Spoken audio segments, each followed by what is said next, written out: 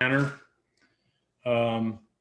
We're going to work through 5 different pictures that have 5 different kinds of applications. A couple of people images, a wildlife image, a couple of landscape images. And I see that this screen right here, I'm going to have to move this over. There we go. So it's out of my way. Very good.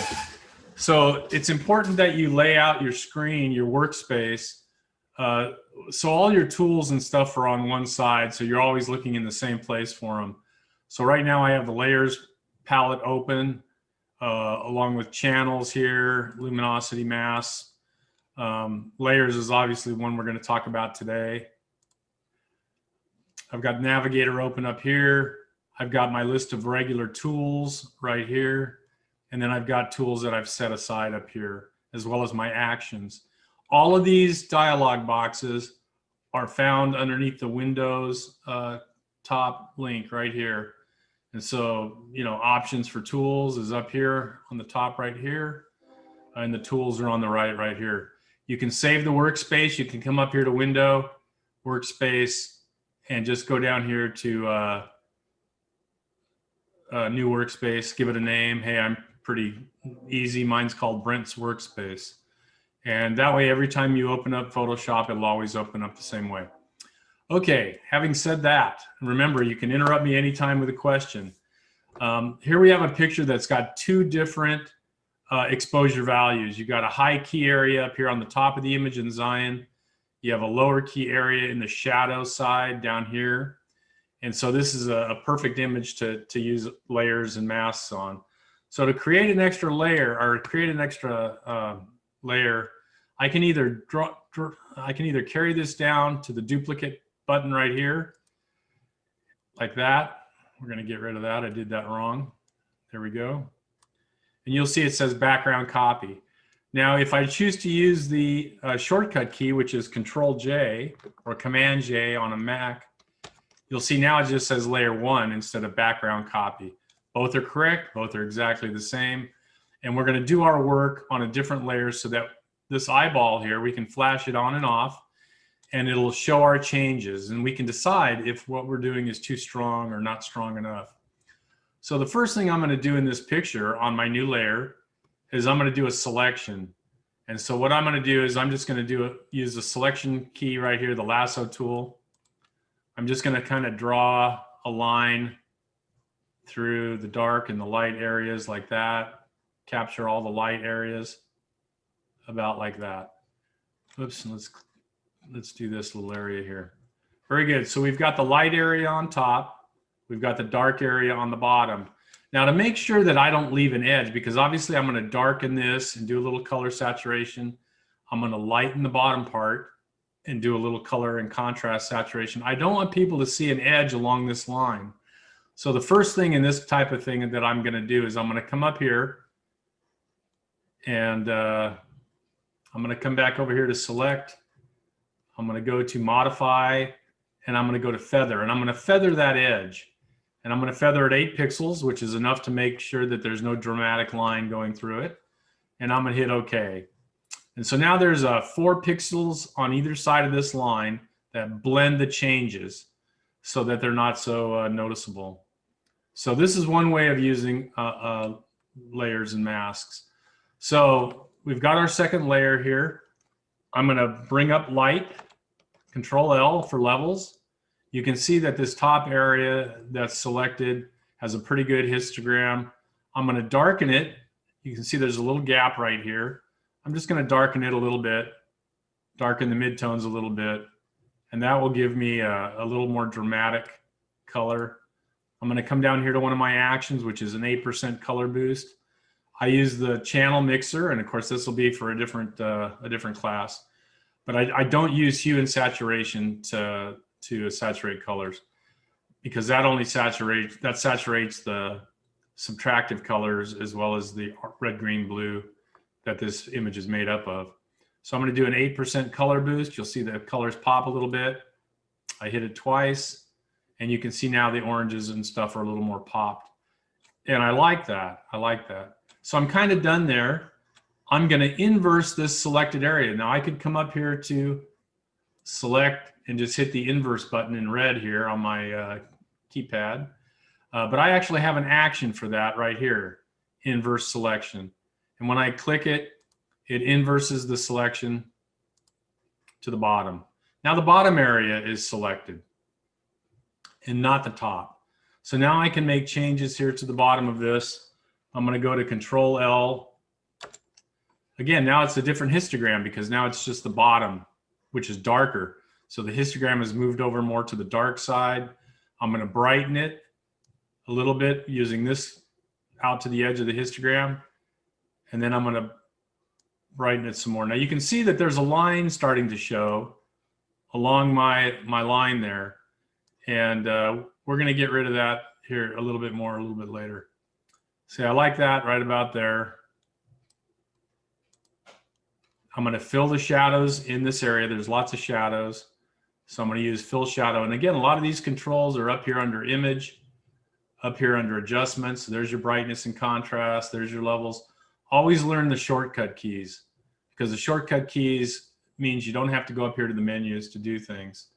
Also, the channel mixer is located right here for saturating colors, shadows and highlights. So that's what my action will do is it's going to open up the shadows. I think it's 6% or 8%. It is 6%. And I'm going to click that once. And you'll see it brighten there on the bottom. I like that. I'm going to bump the color up a little bit with a different action. There we go. Now I'm going to go back up. See, now I like how that looks better. I don't like the line. I probably should have feathered it a little bit more. You can see the line going through right there. There's ways of getting around that by going in and erasing a little bit real lightly along that edge. So if I go and pick my eraser tool, the problem is always leaving an edge, and you don't want to ever leave an edge if you can avoid it. So we're going to come down here to the eraser tool. We're going to make sure it's not too big. And of course, you use the bracket keys to make your selection size bigger or smaller on your brush. You don't go up to the brush tool and try and make it bigger because you can't see it while you're doing it. This way you can see it while you're doing it. I'm going to turn the power way down. So instead of 100% erasing, I'm going to take it down to about 12. And I'm just going to go along this edge a little bit and erase it. And you'll see it slowly blend right out of the picture. Just like that. So now if we flash this on and off, this layer, you'll see that we've corrected both the top and the bottom of the picture. Looks much better, much more balanced, much more vibrant on the bottom especially. I have a question. Yes. I totally missed. I was expecting the cursor and the circle to kind of go along the line, and it only stayed in the right corner when you were doing when you said you were doing the erasing. I don't know how to. Can you see it moving right now? Yeah, I do. Well, I don't know why. When you were erasing, I expected it to go along the line. Yeah, and that's what I did. I moved it along the line just like that. All right. For some reason, I don't know. Missed That's that. fine. The important thing about the eraser tool, though, is that you turn the power down. Yeah. So that it blends between the lines. If you put it at 100%, it's going to leave a bright line cutting across that. So you got to blend it by turning the power way down. Does anybody have, now if I wanted to save this as a JPEG, I'd collapse these two layers, which is Control E, or I can come up here to Layer, and I can collapse down here at the bottom. It says Flatten Image or Merge Down one layer. But JPEGs can only be one layer. If you had other work to do on this image, you could save it as a Photoshop file and then save both layers that way and come back and work on it at a different time. Anybody else with a question about this particular picture? All right, so I'm going to close it and not save it because I want to use it again some other time. Now we're going to open up a people person picture. This little bridal image here, taken at some columns. Something that a lot of people like to do nowadays is convert images to black and white and mixed with color. So we're going to create a layer, Control J, and that's going to give me that layer 1 copy right here above. Now I have an action to make a black and white. A lot of people go up to hue and saturation, Control U, and they just desaturate it. This isn't a class for me to show you how to do it right, but I can tell you that's the wrong way to do it. You go into the channel mixer, you click on monochrome, and then there's red. It'll show you the red, green, blue channels in contrast. Red is always 70, green is always 16, blue is always 14, contrast is 6. That gives you a perfect black and white. And so that's the action that I've got created here. I'm going to have to go down. I can't see these things very good because I've got them zoomed back. Let's see, blah, blah, blah, create black and white. Where is it? Here it is. Convert to black and white. And there it is. There's my black and white that was created by using the channel mixer. Now, how do I bring color into this picture? I bring it in simply by erasing the layer. Now you notice that up here, the layer, you're always looking down on these layers. So the top layer is the black and white layer. If I take the eyeball off so you don't see the layer, there's the color layer underneath. But right now I'm looking at the black and white layer. So I'm going to zoom in. I'm still using the eraser tool. I'm going to turn up the power now, back up to 100, because I don't want to feather anything here. And now I'm going to start erasing the black and white layer on top of the image. This is a great use of layers. And I'm not going to do all this. Normally, for a client, I would do it very carefully. Go along all the edges and make sure I got every little petal so that everything is completely in black and white. And I don't touch her skin because her skin will come through as orange. Let me just do it a little bit here. You'll get the idea. So all I'm doing is erasing the black and white layer at 100% on the eraser. Knowing how much power or exposure to have on these tools is an important thing in order to know how to process these pictures. Okay, now I can zoom down a little bit. I can get the bottom of her bouquet because that's all green. Just like that. See that orange right there? That's her skin because I didn't do it real carefully. All right, let's go up to the top. Now, if we back out of this picture a little bit, I can take off the black and white layer like that. See, there's my color layer underneath.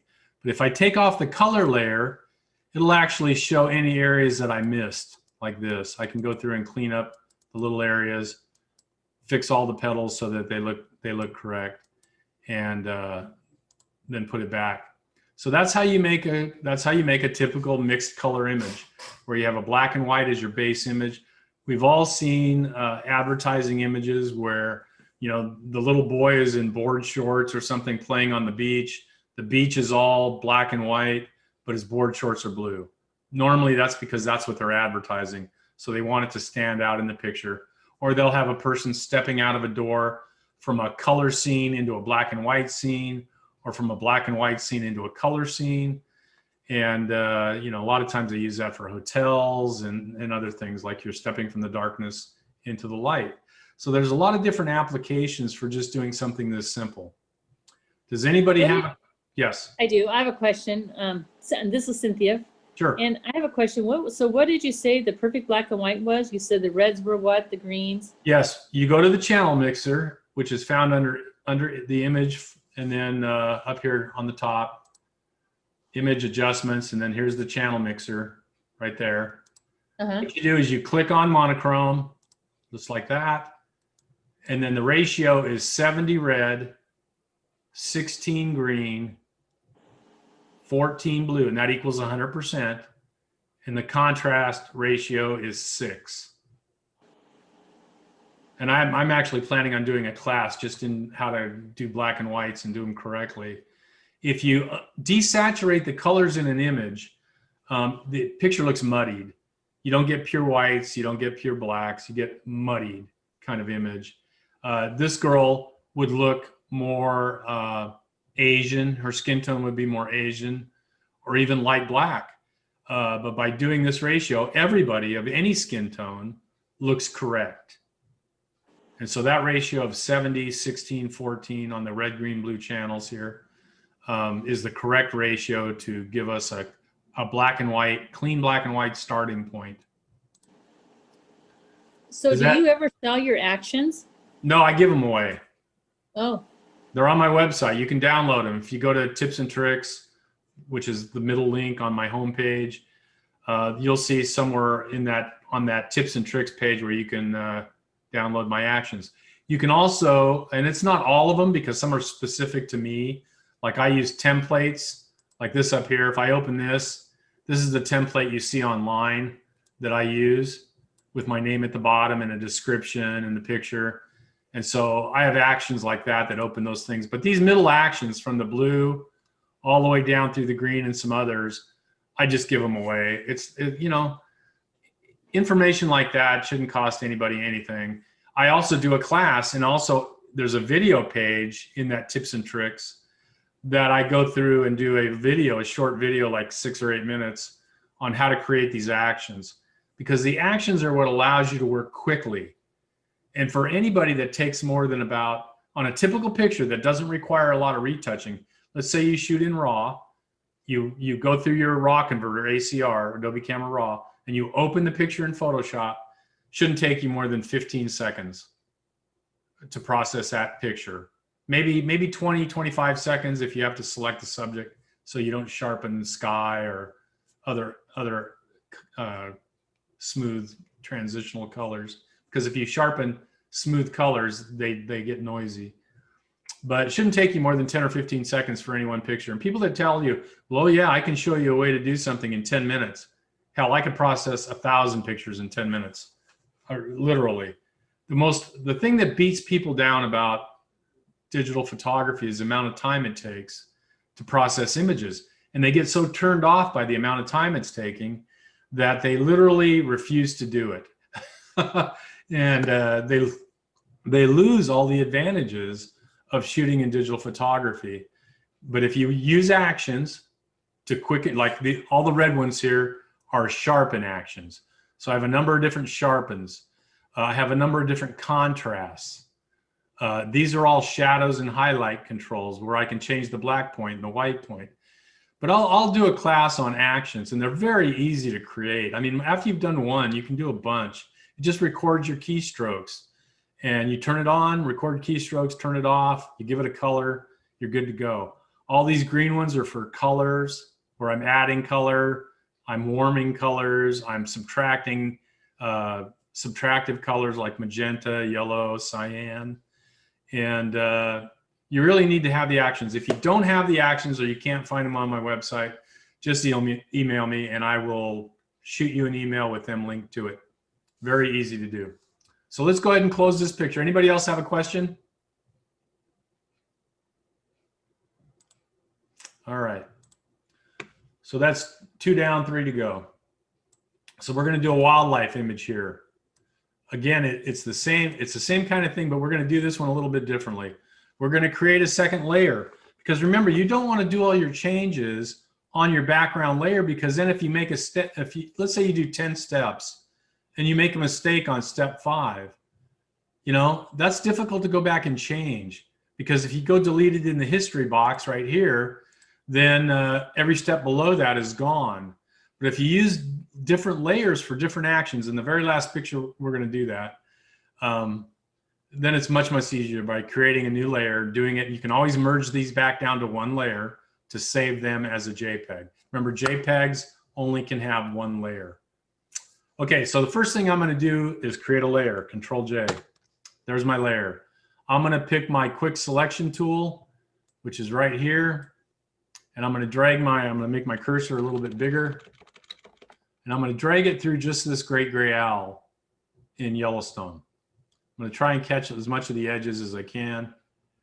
This has, the newer Photoshop programs have a great tool for doing this. And I'm just showing you the manual way because I don't want to take it longer than I need to. This little stick right here is sharp, but see how it catches that? So if I hold the Alt key down, now you'll see inside the box there's a minus sign. Now I can subtract from my selection, just like that. There we go. So basically that's selected my owl. Another way I could have done that is come up here to select, come down to select subject, which is right here, and cross my fingers and hope it selects most of my owl. But on an image like this, it's fairly, especially if there was a sky in the background, it would be even quicker. Okay, so I got my owl selected. First thing I'm gonna do is I'm gonna work on now I'm not gonna feather this edge because you'll notice that the edge is right on the edge of the owl and on the feathers. So I don't need to feather the changes I'm gonna make. You can if you want, try it different ways. I don't. So the first thing I'm gonna do is I'm gonna use the background. So I'm gonna inverse this selection. So instead of the owl, now everything outside the owl is selected. So I'm gonna pull up my files. You can see that it's middle toned. All this back here is middle toned right here. So I'm just gonna brighten it a little bit, add a little contrast to it. Makes my owl stand out quite a bit by doing that. I'm gonna hit okay. I'm gonna color saturate using another action, 8% color boost. Oops, let me back up one stop here. I unselected my copy. Oh, I created another layer. Okay, well, I can do it that way. You'll notice up here, I created another layer that's just the background layer. You notice how it's empty inside, and that means that when I had the copy of the owl and I inverted it, I accidentally hit the copy and it created a copy layer, which is fine. We can do it this way. Again, so I'm just gonna go back to that original histogram. I'm gonna lighten it. I'm gonna darken it, add some contrast to it like that. It looks like the color looks pretty good to me, so I'm gonna leave that. Now I'm gonna go back down here. Because this is on top, I can just change this whole image, and the part that's covering up, it'll only gonna affect the owl. So I'm gonna zoom in on the owl. It doesn't look too bad, but it's actually needs to be sharpened. So I'm gonna sharpen it once. Boy, the owl, did you see the eye pop with that? Now I'm gonna pick another tool. I'm gonna pick the sharpen tool right here. The blur, sharpen, and smudge tool are all together. I'm gonna turn down the power. Right now it's at 50%. I'm gonna turn it down to about 25%, 23%. And now I'm gonna sharpen this facial disc that goes around this owl, his face. I'm not doing it at 100% because it'll be too dramatic. So I'm painting in the sharpening on just the owl's face here. Let's flash it on and off. You can see the difference there. It really pops. Much, much, much sharper. Looks much, much better. I'm gonna back out. Now I'm gonna merge these down, Control E. So we just have this layer. Now let's see the difference in how we did between the original image and this image. I mean, that's a huge difference to me. I mean, that picture I wouldn't put online. That picture I would. I mean, much more dramatic, much more contrasty. And actually, this is how I saw the image as I took it. I saw the bright colors, you know, and the sharpness of the owl's face, but the camera never records it exactly the way we see it. So my job as a photographer is to go back and make it look the way I remember seeing it. Does anybody have any questions about this? Pretty simple. Create a layer, do different things to each side, do a selection, inverse the selection. So I'm doing stuff to just the background and not the subject, because I don't want to sharpen this area out here, right? I only want to sharpen the subject. A lot of people do the worst thing they can do, and they do a regular 100% radius of 1 sharpen on the entire image without selecting, the subject. And that's the biggest mistake you can make, because by sharpening the background that's out of focus, it adds noise to the background. And you don't ever want that. You always want your backgrounds to look smooth and clean and very easy. Does that make sense? Anybody have a question about that? So on landscapes where I have sky in the picture, I will select the sky, inverse the selection, and then only sharpen the rest of the picture. I won't sharpen the sky. Even if there's clouds in the sky, I'm not going to sharpen them because it'll bring up noise and artifacting, and I don't want that. I only want sharpening where the subject of my picture is. And in this picture, it's the great gray owl. Okay, so let's close this. Nobody has any questions? And again, this little class seminar is just 45 minutes long or 40 minutes long, however long they let me go. I just have a free subscription to Zoom right now.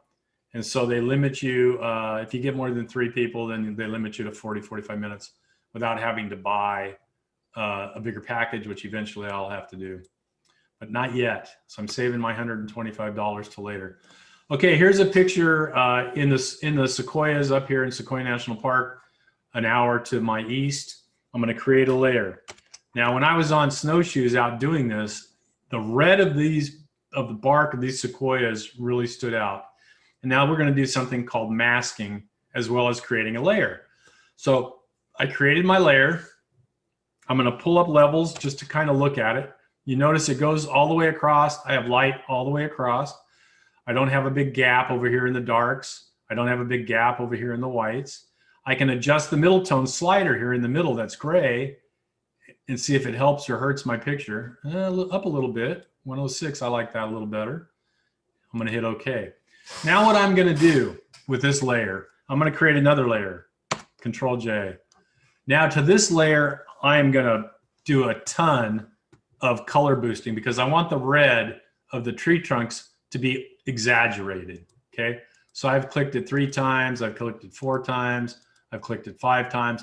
Now you can see the red is just unreal red like that. But I want to do that because the mask that I'm going to apply will allow me to paint in the color changes just to the point where I like it.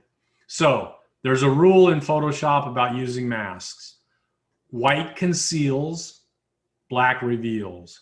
So I'm going to create a black mask by holding down the Alt key on my PC, and I'm going to hit the mask button. Now the square right here at the bottom of the layers dialog box is the mask button. If I were just to click it, it would create a white mask. Nothing would change. I would have to paint out things.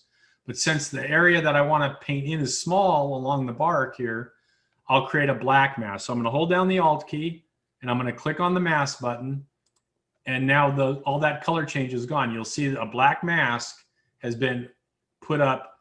Now I'm looking at this layer underneath it. I no longer can see the saturated layer because the black mask, black conceals, is concealing all that red. White, on the other hand, with a paintbrush, will reveal the color. So I'm going to come up here to my paintbrush, select my brush. I'm going to make my brush size bigger by using the brackets. The right bracket makes it bigger. The left bracket makes it smaller. And I'm going to, again, turn the power down because I don't want all that red to suddenly pop in, right? I just want to gradually bring it up. So I'm going to come down here to about 12% on the power or opacity of my brush. I'm going to zoom in a little bit. And I'm just slowly going to start to paint it in, just like this. And I'm clicking and dragging, clicking and dragging, clicking and dragging. And I'm bringing it in slowly. Okay, I'm bringing it in slowly. You'll see that red is a lot brighter there at the top than down here. I'm bringing it in slowly. And here's a little tree trunk right there. I want to make sure I get that one. So I'm bringing in the red, that oversaturation, just exactly where I wanted it. If you look at the mask, I don't know how well you can see that, but there's now a white line there where now the layer, this layer over here is starting to be revealed by me erasing the black mask. And I'm using the white on top of the black mask. You don't see white, of course, it just makes it transparent. That's the whole point.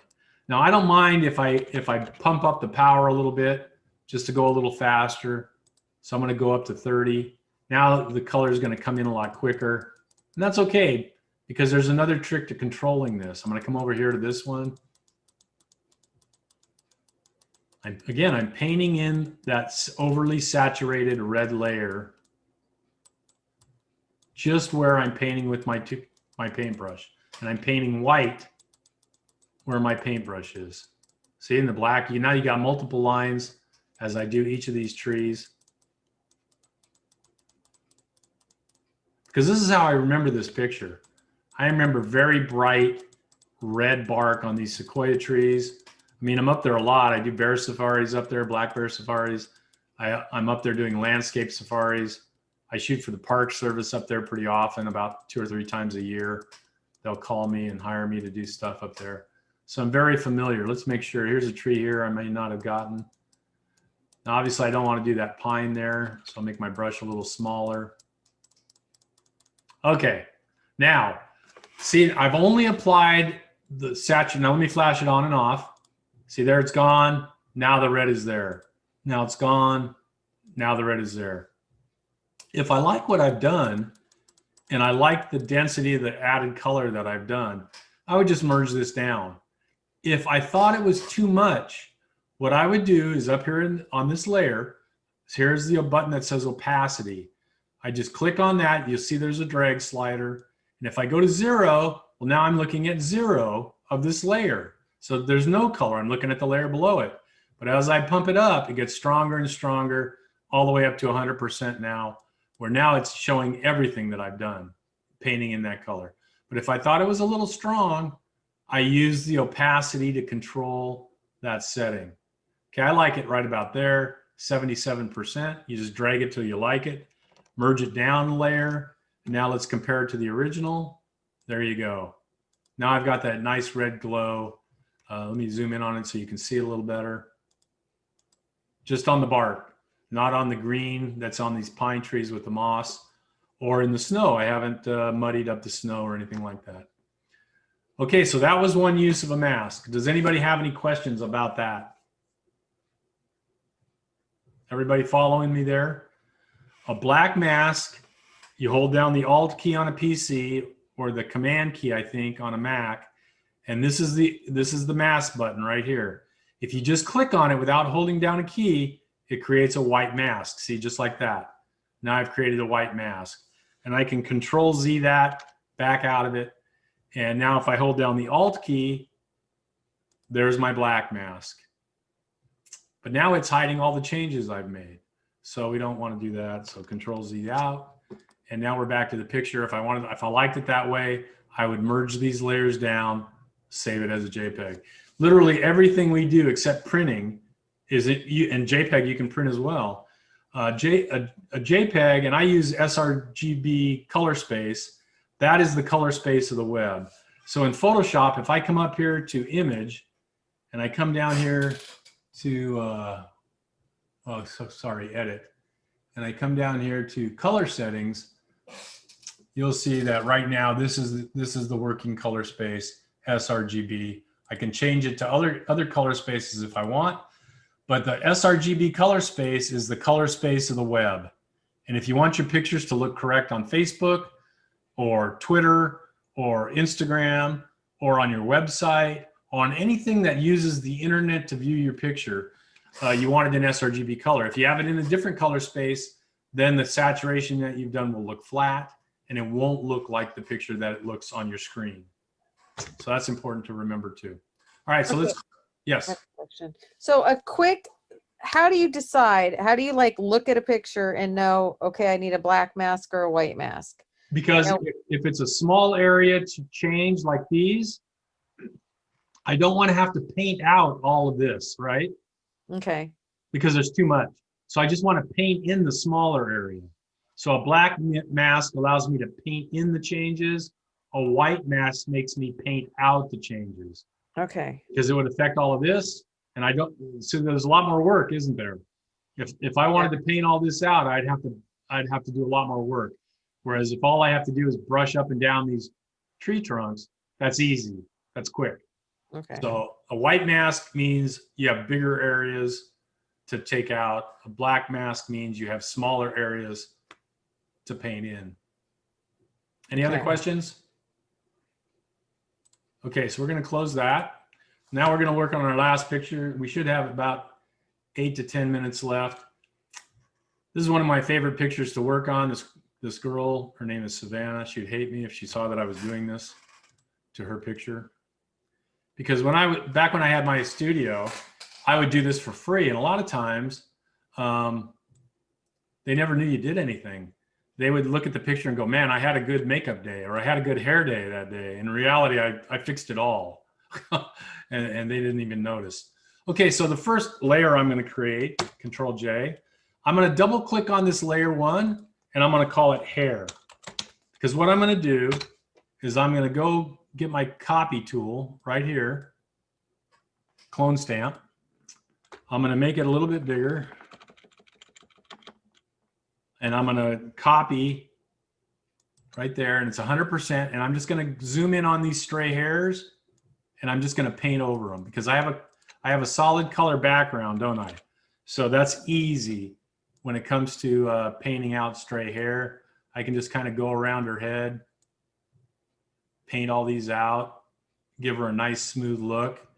It doesn't have to be exact because the picture is never going to be so big that, but I can get rid of all this stray hair.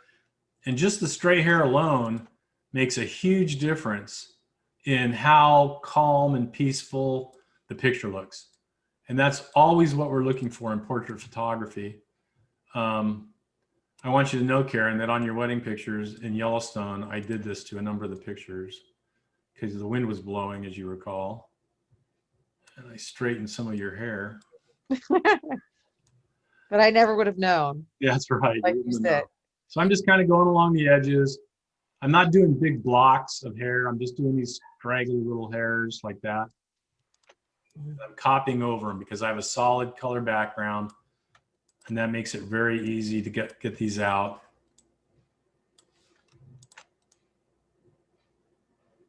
Let me make my brush smaller. Again, copy, and then just drag it along these edges. Get as much of that out as I can.